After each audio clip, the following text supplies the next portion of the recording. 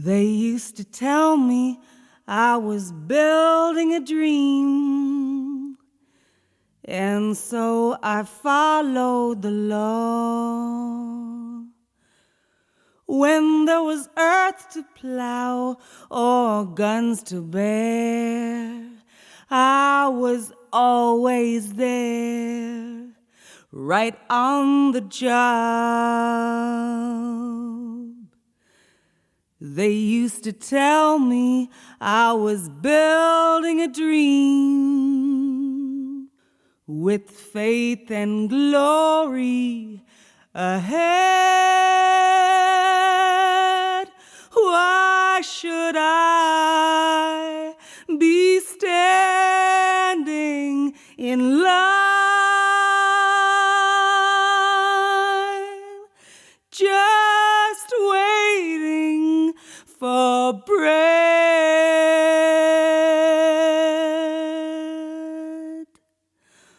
Once I built a railroad, I made it run, I made it race against time.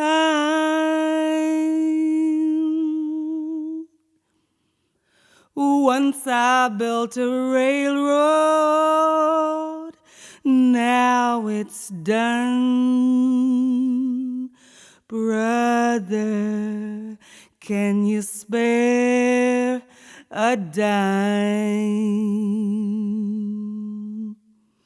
Once I built a tower to the sun, bricks and rivets and lime. Once I built a tower, now it's done. Brother, can you spare a dime? Once in khaki suits, gee, we look swell,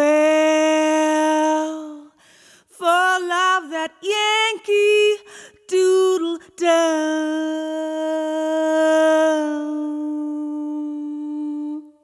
500,000 boots went slogging through hell, and I was the kid with the drum.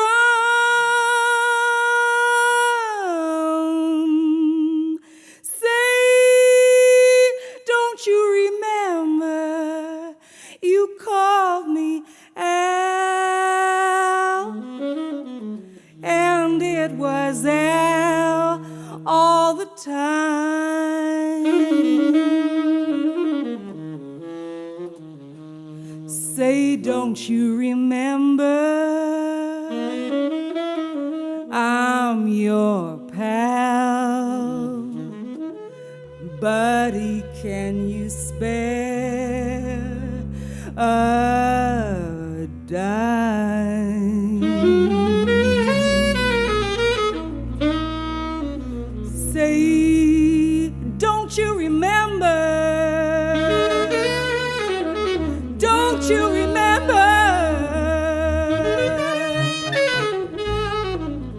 I'm your pal. Ah, buddy,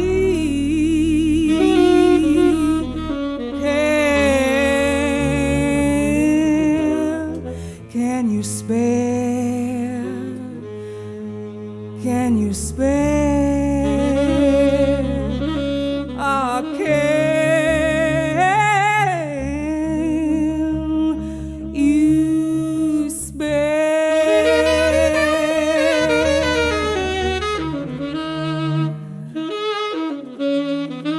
a dime?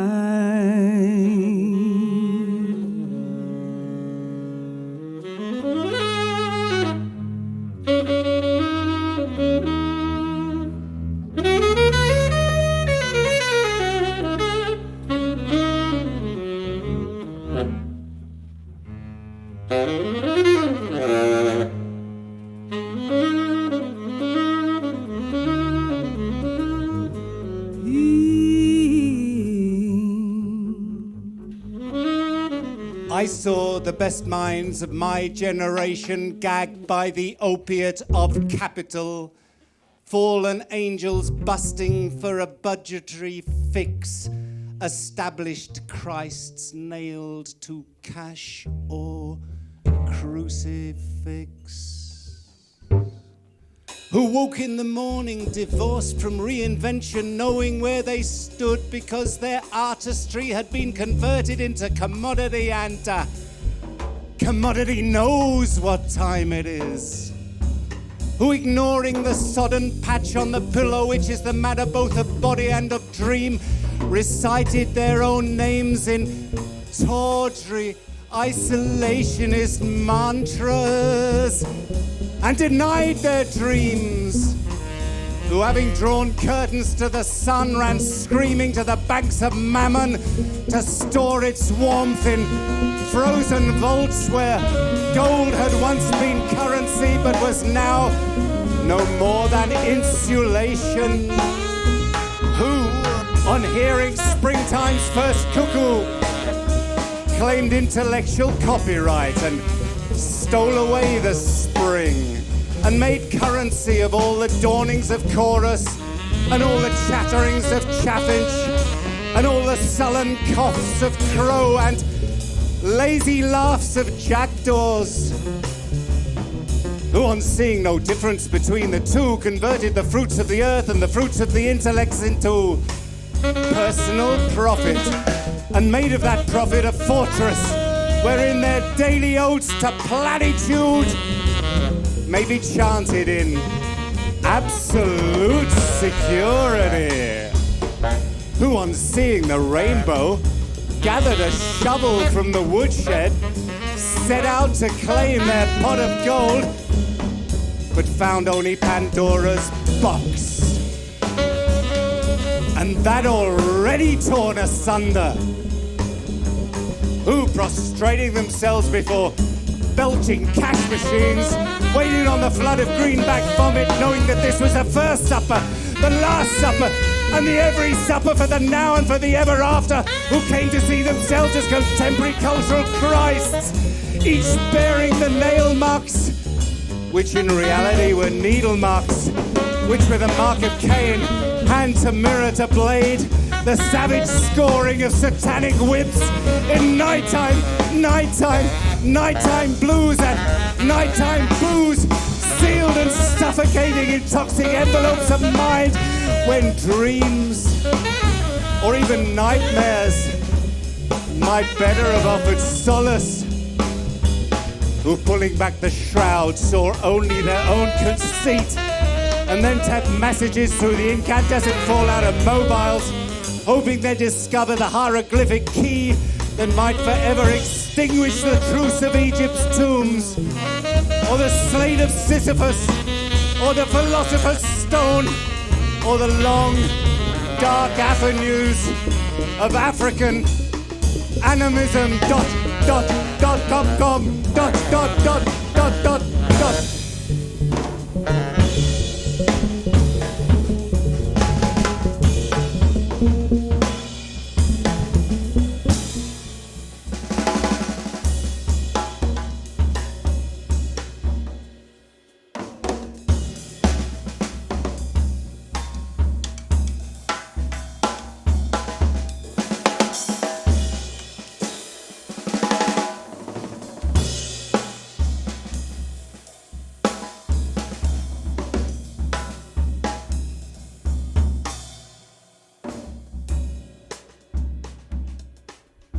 By cathode ray, walked down information corridors in search of illumination, while dark-eyed silent tribesmen stood one-footed on escarpment walls, allowing the wind to carry away the flies of past.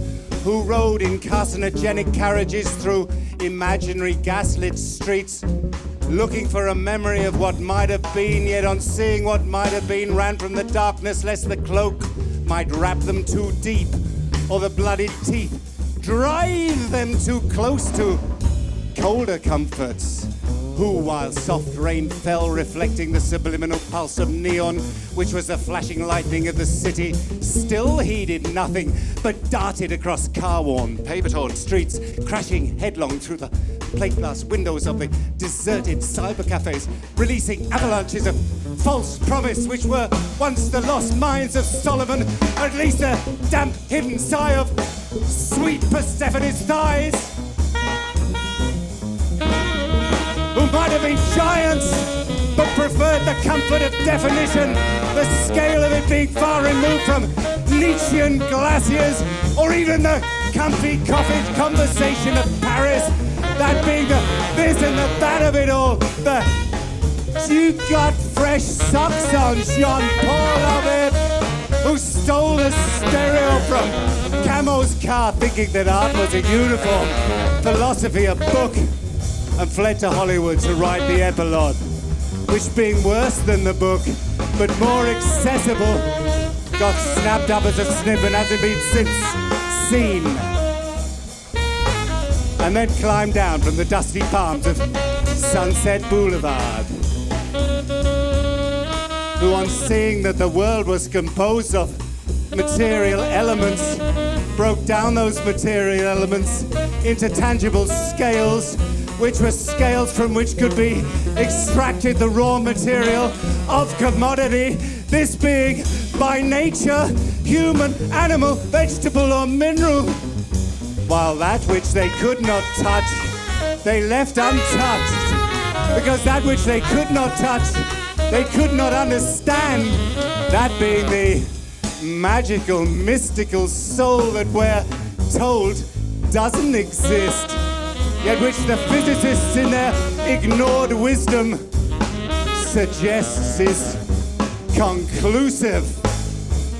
But now, preferring the broad avenues of consensus, dismissed moral imperative as mere philosophy, and philosophy as mere polemic, not of course acknowledging that consensus wore the ugly smile of capitalist intent. Oh, who never crossed the bridge if the road was too far, nor saw the golden reflections of autumn's rivers, but rather chose a mirror of conformity wherein the tides were predictable and fate a metal rod.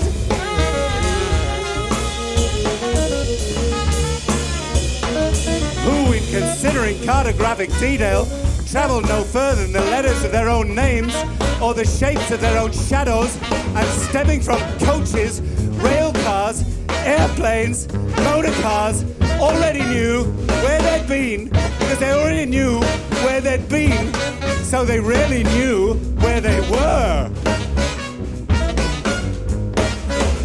Who, juggling the political expediency, and that only speculatively, were buggered over screen-flashing press desks while offering to expose the CIA, the FBI, the IMF, or any of that abbreviated bullshit, and were told, and this really happened, oh yeah, buddy, we can market revolution. Give us your home address.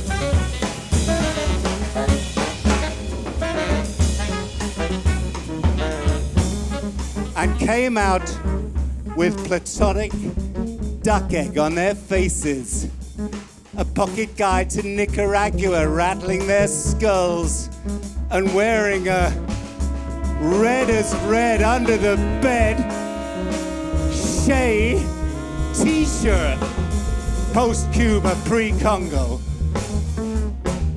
who had once really wanted to crush Masonic glasses or break Masonic wrists or tear Masonic tongues from the mouth of Masonic serpents, but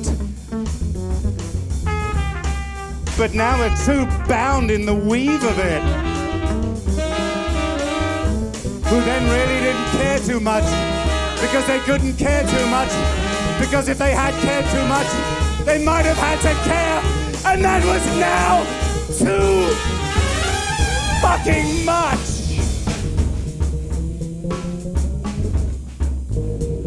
Who are happy to be the voice, but not the word. Happy to be the piper, but not the tune.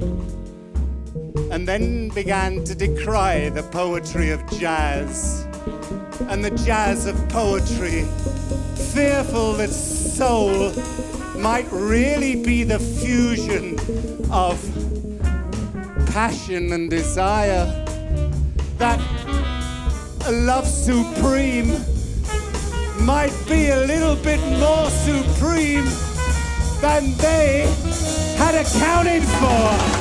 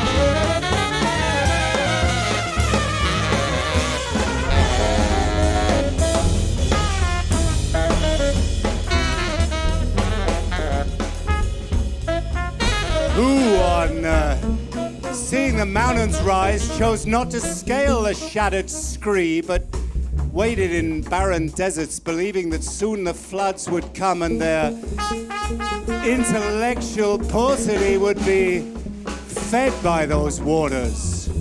Who chose not to see the crag clinging goat, nor hear the clank of steel on rock, nor even imagine that there might be a way to reach those clouds scurrying heights, or who merely decried those who fought the shadow, not seeing that that fight was a form of glorious love-making, that slow tentative reach might lead to greater heights, wherein that greater love might be consolidated. Who might have stood alone, that they might have stood alone, they might have stood alone, that they might have stood alone, that they might light at last, that they might light at last, stand together, but preferred the one-dimensional geometry of armies, that being the very brotherhood of fear, which in the first place was what had shot them down, who then, when dark murders of warplanes scarred both the rising sun and crescent moon in one easy strike, rolled over to bathe in the seas of ambiguity, where the flesh also was a battlefield in which victory was at stake. Who, while uranium showered from Babylonic skies and Eden was finally raised, pumped hard to release their own last jism of poisoned consciousness into the mouths of babes and sucklings, who, when the karmic bull seemed defeated, or at least had laid down to rest just a little while, and laid his head on the stone to rest just a little while. Ooh.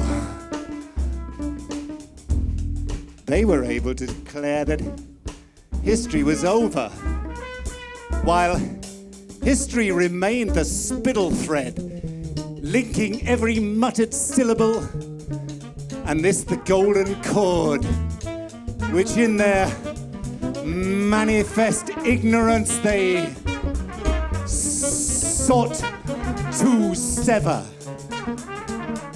Who, bewildered in that labyrinth, cried out to lost gods with a Suryamanama,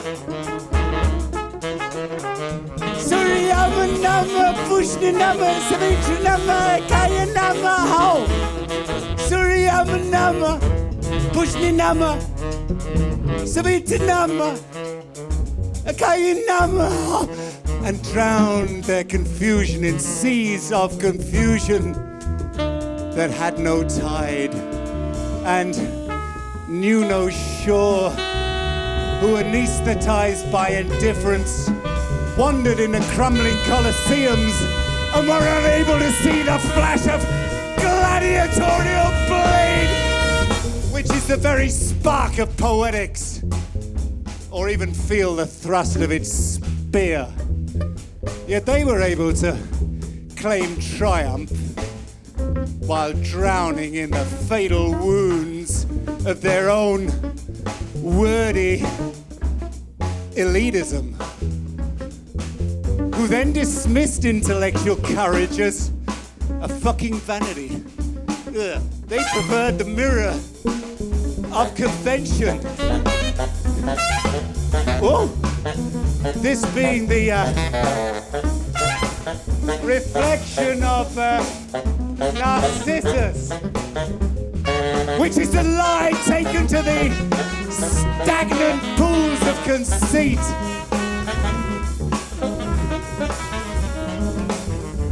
Who, polemic in their gut-wrenching shallowness, projected complexity onto others, which was the sordid voyeurism of the tabloid, or the maudlin, meddling, mean preoccupation of the soap opera, who, unable to bear the fire of their own existence, turned to Olympian delusions of competition, wherein the individual is the victim of fate, flaunting the vanities of genetic fortune, who, believing it was ever better to be the master than the slave, chose to become the master while being the slave, this being a common shipwreck of existence. Oh, who thus left floating in awkward seas, made a celebration of celebrity, this being no more than the circus of capital gain, which is the kudos of the Pyrrho. Yet while Zarathustra still walked the tightrope and Pyrrho was wiped up from the sidewalk, the kudos remained untouched, and emperors strutted unchallenged in their absolute nakedness, who shouted their gibberish from rooftops, Cogito, ergo sum. And on hearing their echo rebound from Alpine Heights, believed that they were hearing the voice of destiny. Or was it the voice of God? Or was it the voice of God? Or was it the voice of God? Or was it the voice of God? Or was it the voice of God? Good God! Was it the voice of God? Who then saw the ice melt as their own season, a birthday eliminating time, a granite tomb in the garden of their flaccid intellectual impotency, who networked deep chasms of bewildered soul, imagining their bleakened mind's eye that there were fruits yet to pluck from wisdom's tree, but could not see that Eve lay brain-ravaged in the garden, an apple stretching every orifice, fucked to the core!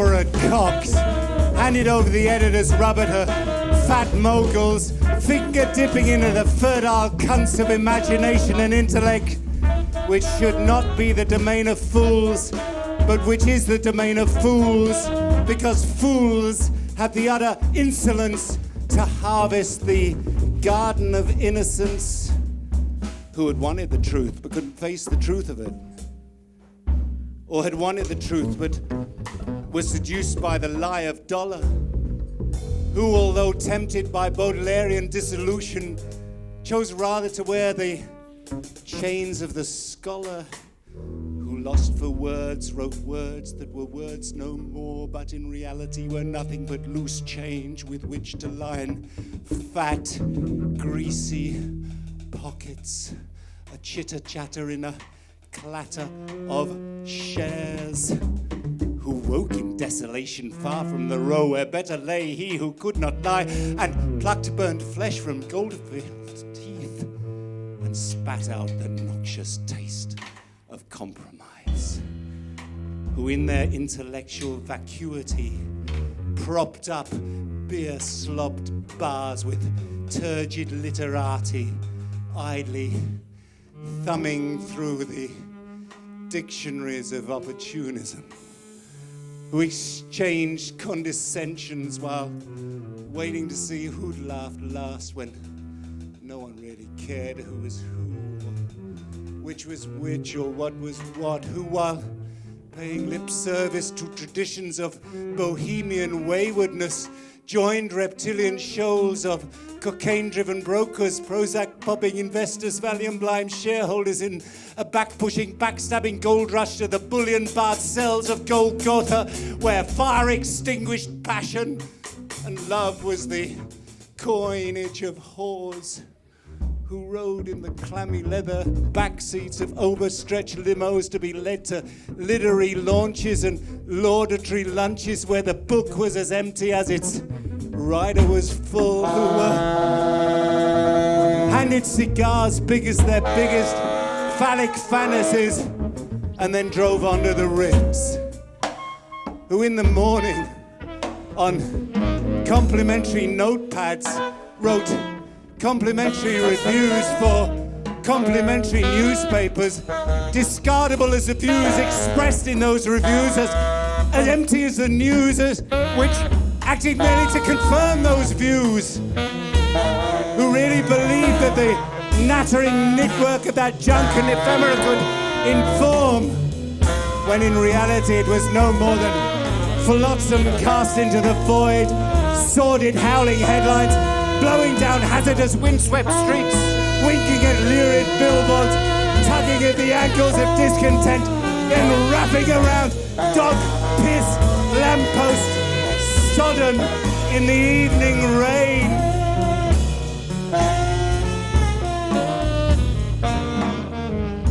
Or from those pages wherein cynicism was the cast, that daily told that this golden day might be the last, wherein pundit, expert, and hack editor conspired to dullen whatever light it is that we reach for. From those fatuous pages made he a bed for the night, who once was a poet, philosopher, or even prophet, but whose waifish philanthropy had been shattered with psychotropic poisons, ECT, or the malicious joke of lobotomy, and now lay blind, blister, drunk in the stinking gutters of Mammon. Buddy, can you spare a dime?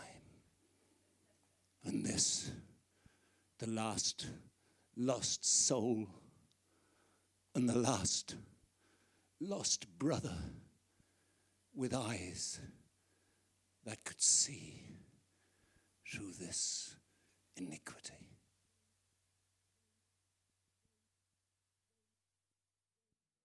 They used to tell me I was building a dream with faith and glory ahead. Why should I be standing in line,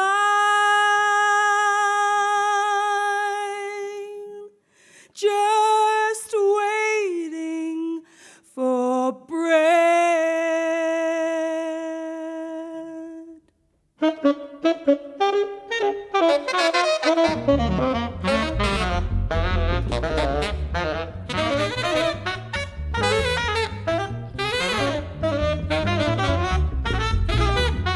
What callous voice crying from blistered heights was ever heard above the machinery of war? What passing bells?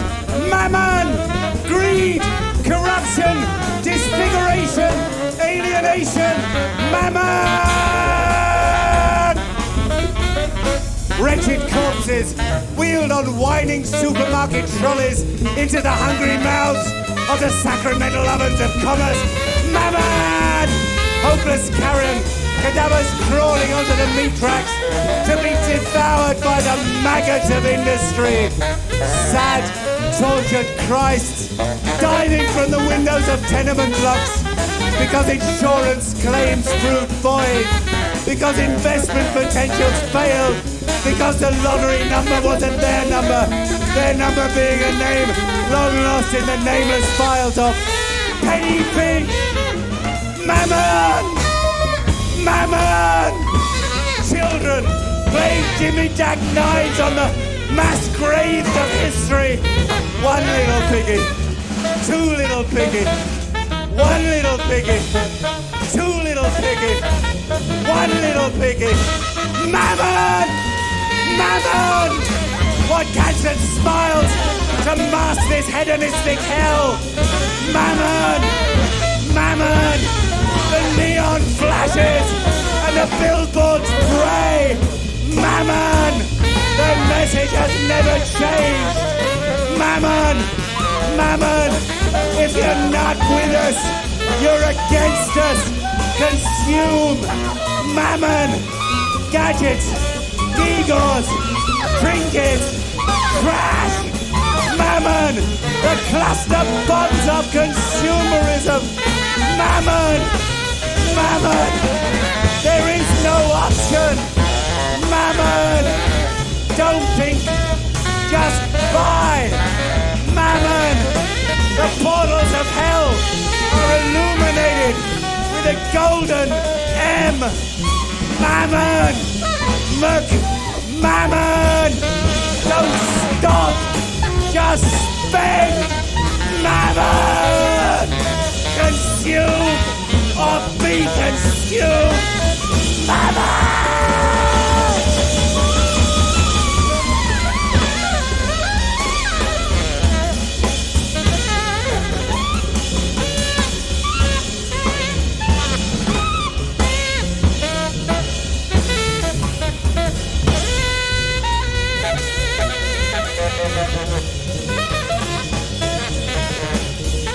The blood of oil, the mustard gas of intrigue.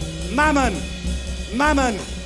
Mammon, whose tireless whining cogs crush spirit and soul, which is the mincemeat truth of existence.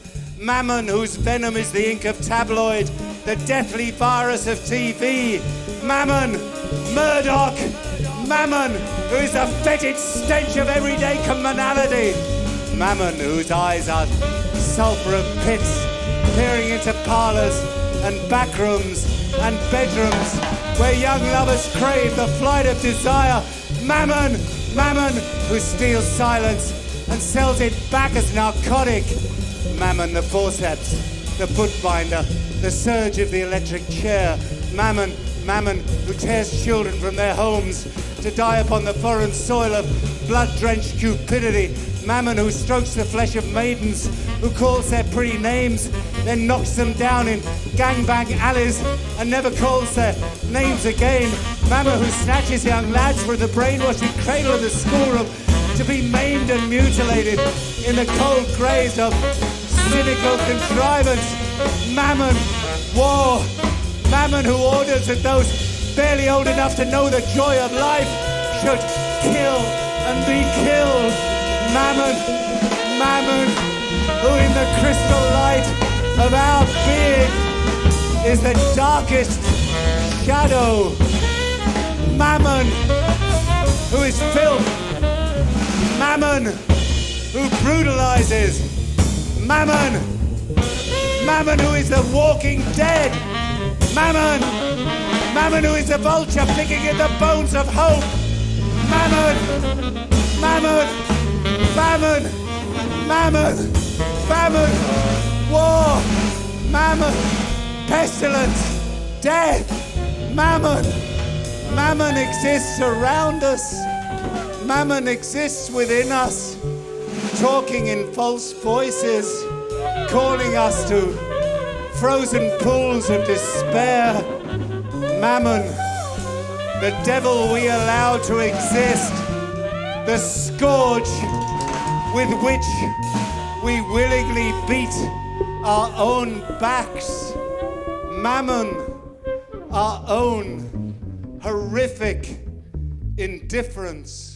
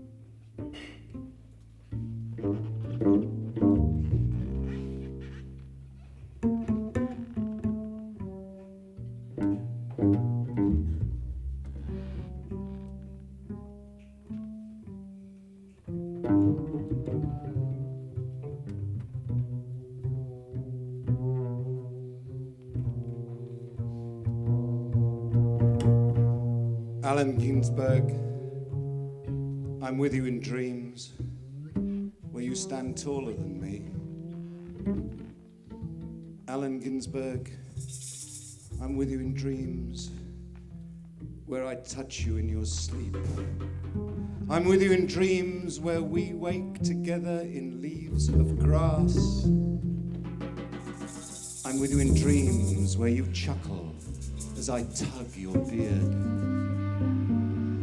I'm with you in dreams where grief wears frivolous underwear and knows how to laugh.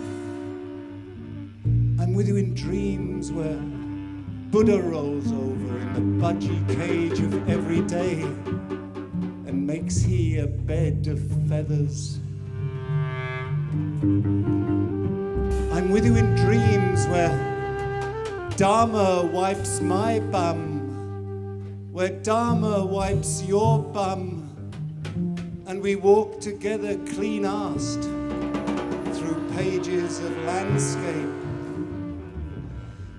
I'm with you in dreams where presidents and moguls, generals and magnates trip over their bootlaces, and we run away, scissors in hand, maddened with insane joy.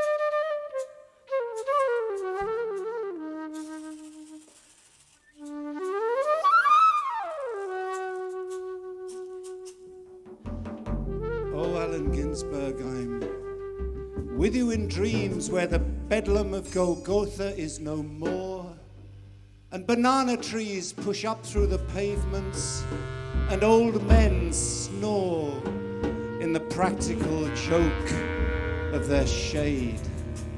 I'm with you in dreams where the Archangel Gabriel blows a horn of solid gold which smashes the chandeliers of the elite and breaks the crystal wine glasses of the bourgeoisie and strips the capitalist of his abacus and the soldier of his gun and tears the flesh from pornographic dolls. Oh, I'm with you in dreams where something survives of this storm of moment, this blueness of night, this norwesterly wind and its baggage of rain and the softness of it on my flesh. I'm with you in dreams where we are misery and joy, the chord and the melody, the hand on the bow, the tragedy in the woodshed, the earthquake of roads, liberty and vexation, where I am your hunger, the shopping bag you always forgot to bring, and you the nutshell and the squirrel. I'm with you in dreams where we are the lost and the destitute, the drain and the drained, the pain and the pained, where you are the inquisitor, and I the book, and I the poet, and you the pimp. For we are desperation, we are silence, we are the gag, we are all the words we might have been for each other. We are chameleon. I'm with you in dreams where Shiva dances the dreadful dance and bells ring and gongs chime and the skies burst open to delicious anthems of Hosanna and the mule breaks free from its tether and stone Christs descend their crosses and the frightful fires and dreadful ovens of history are extinguished forever.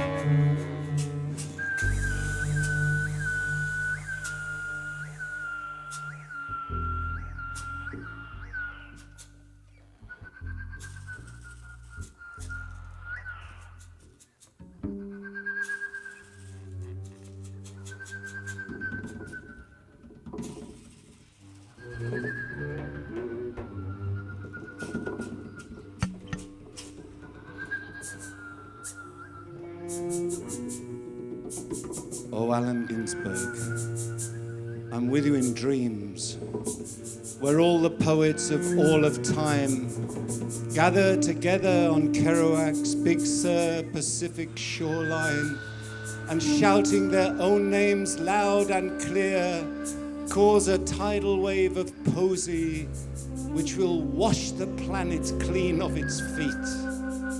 Oh, I'm with you in dreams, where you pick the flowers of my eyes and plant them in your garden, and I pick the flowers of your eyes and plant them in my garden.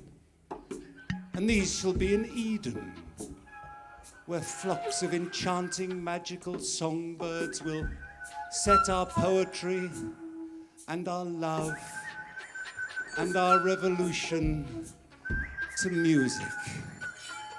Oh, I'm with you in dreams, where you walk one foot before the other, singing odes to joy through sparkling galaxy night to the door of my ramshackle hovel cottage in the rolling wheels of imagination. I'm with you in dreams from which we need never wake.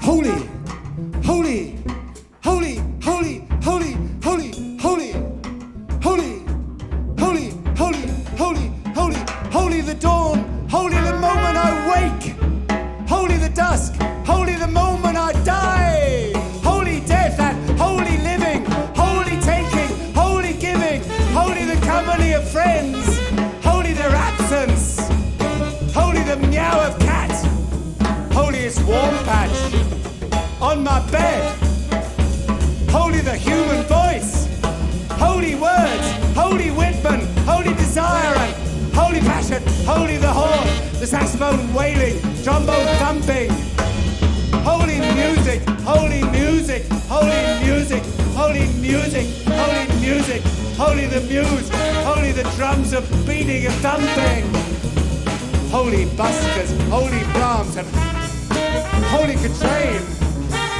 holy Peter Pierce and holy Ben.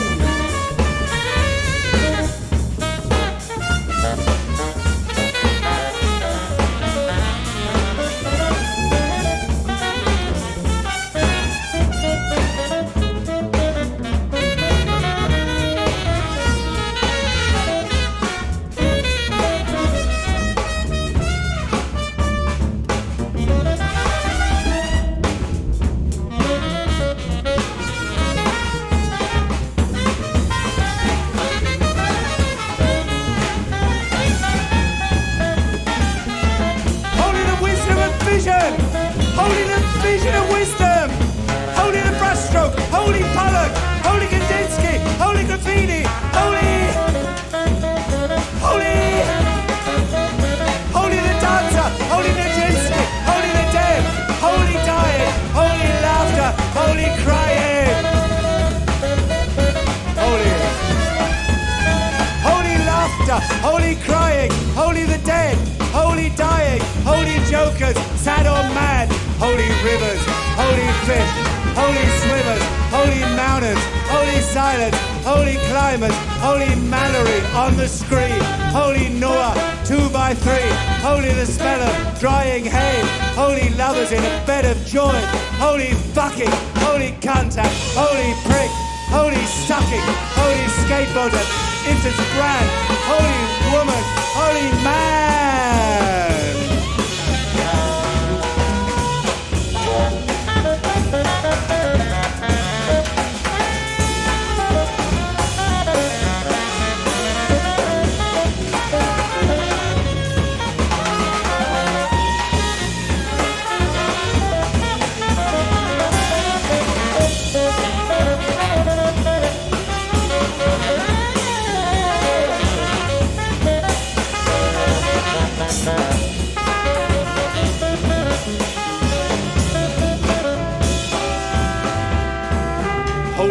softness, holy warmth, holy compassion, holy truth, holy the wholeness of me, holy the wholeness of you, holy the whole crazy shit barrel of existence, holy the supernatural, extra brilliant, intelligent kindness of soul, and holy that still we are here to share it.